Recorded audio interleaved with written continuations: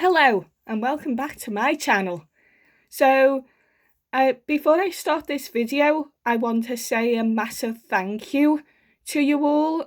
Like, the love and support I got over my last video is just totally amazing. I didn't realise how big of a response I would have for my first video, but it's been hard to be open about my mental health, and it's just so lovely, all the support I've been given since that my first video came out a week ago. The support has been incredible, really. I am just so proud of myself that I've done this, and I just love you all, so thank you so much for the support. So in this video I wanted to talk about my past. So I won't go into full detail because we'd be here forever.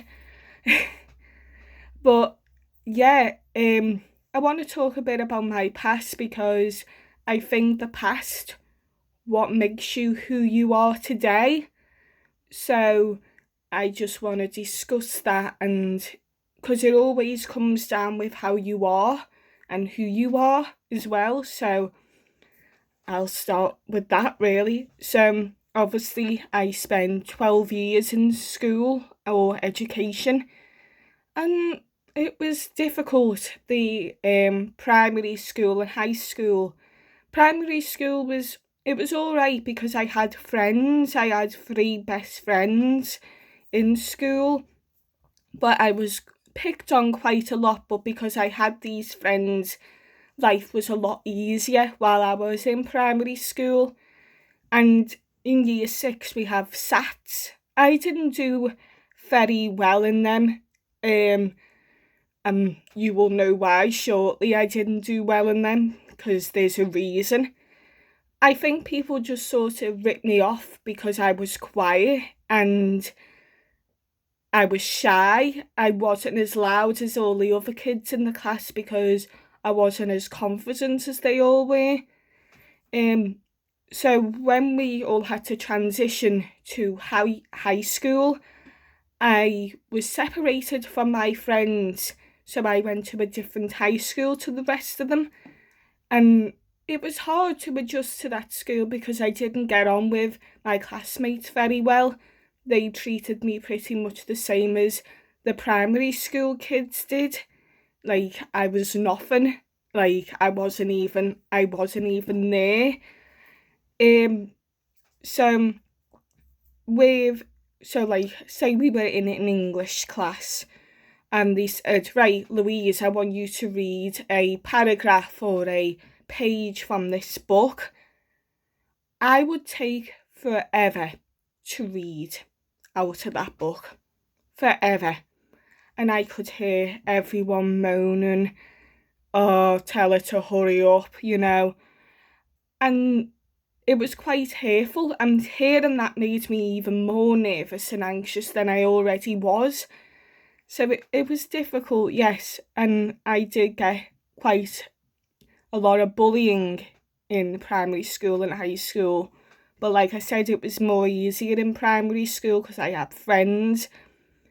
I was a very bad picker of friends, I would say, especially in high school and sometimes in college as well, because I just used to pick people that would treat me like crap, like I was nothing really, and I deserve a lot more than that. So when high school was out, obviously we did our exams and stuff, and I didn't really do well in them either.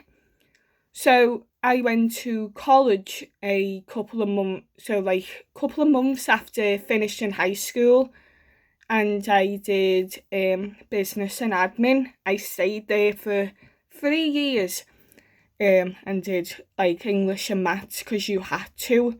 It was part of your course, it was part of your qualification. And I remember going into my first English class, and that teacher knew something was going on with me.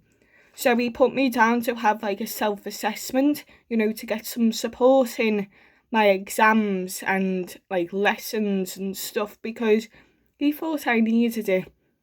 So I, like, a couple of months later, I went for this assessment. It was a couple of months before we started our exams and assessment. And I remember sat down and the guy that did the assessments was saying, right, read these words. What does this say? What letter, how do you sound that letter out?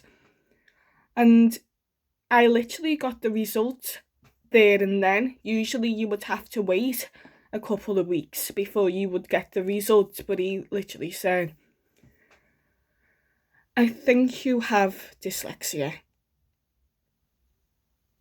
And I was so, because I didn't know what that meant, I was like, what does that mean? And he go, well, basically, all the words that you read, what are they like? Explain to me what they like. So all the words in a paragraph or a sentence were all like squashed together. So I couldn't separate them because there was like where you see spaces. I didn't. It was just all these words all together, and it was horrendous. When he told me, I was devastated. I sobbed.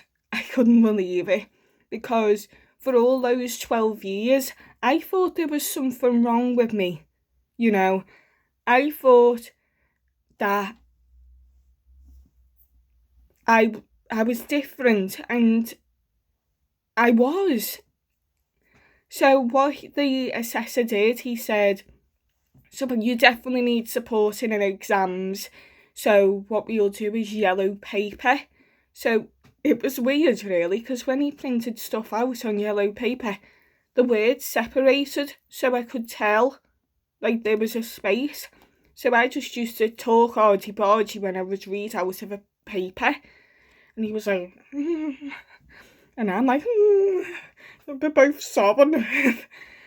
And it was nice to think that I wasn't stupid. I wasn't dumb, as everyone used to call me, but there was something physically wrong.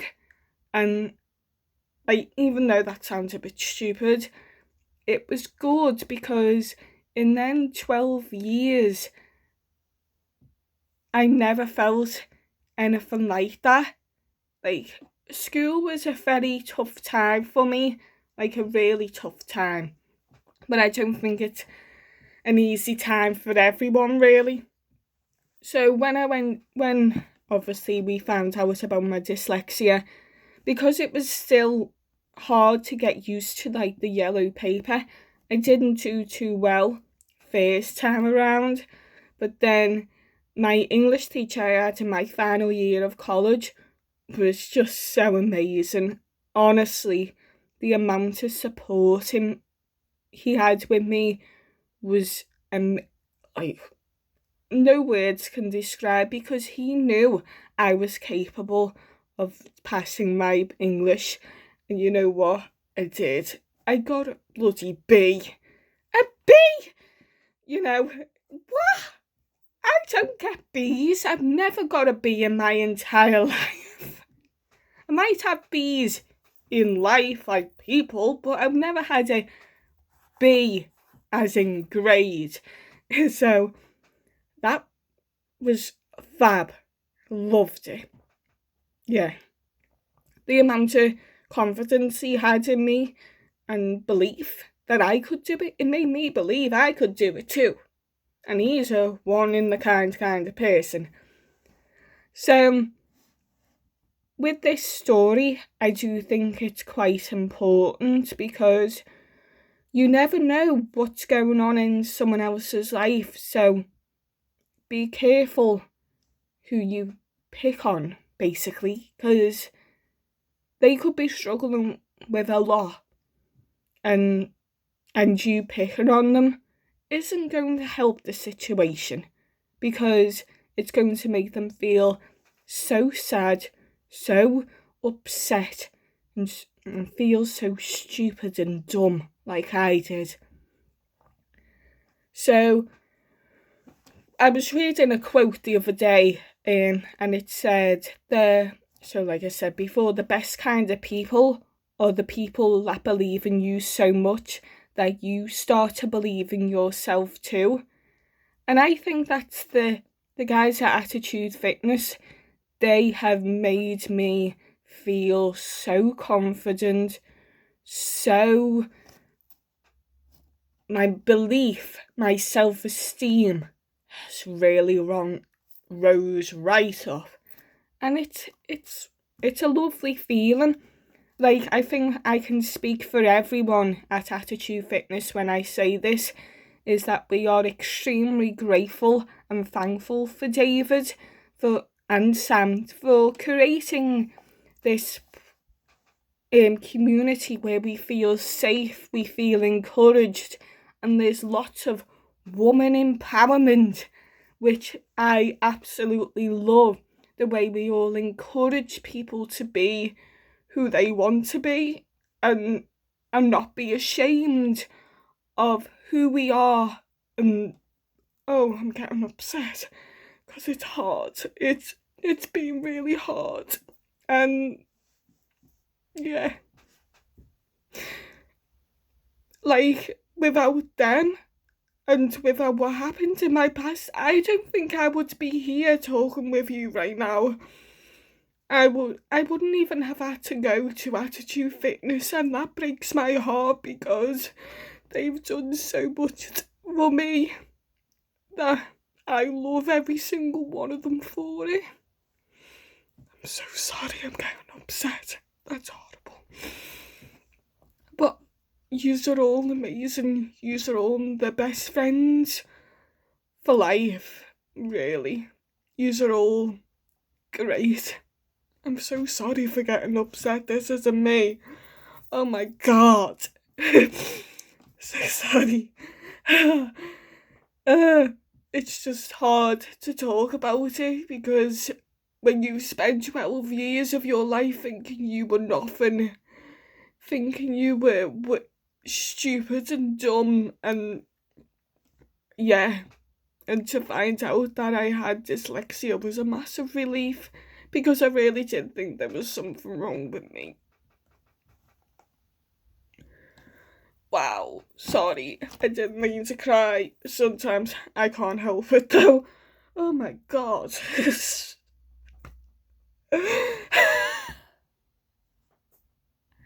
Oh my god, I'm laughing now, thank God for that. I need to laugh. I need to have a good laugh. Yeah, sorry about that. I don't like getting upset, and I don't think yous would like me getting upset either. But it's been very hard to talk about my mental health, and my advice to anyone that is struggling at the moment is find a hobby. Find something that you enjoy and that can break you out, you know, give you some freedom, you know, some time for you, really, because you need that, especially if you are constantly working. Give yourself a break, you know. You deserve a break just as much as every one of us, you know. Like, just keep going, you know. It will get easier. There is a light at the end of the tunnel. I know about that light, and it's an incredible light when you see it. It really is. So, sorry for my emotional state. I didn't mean to cry. Honest, I didn't. Oh God, I am so sorry. But anyway, I hope you enjoyed this video. As you can see, it's been hard, but I am incredibly proud of myself for doing this. And lots of people are proud of me as well, so I feel like I've accomplished something. So I will be back next week doing another video, and hopefully I won't burst into tears again. I am so sorry about that. But love yous all. See you soon. Bye.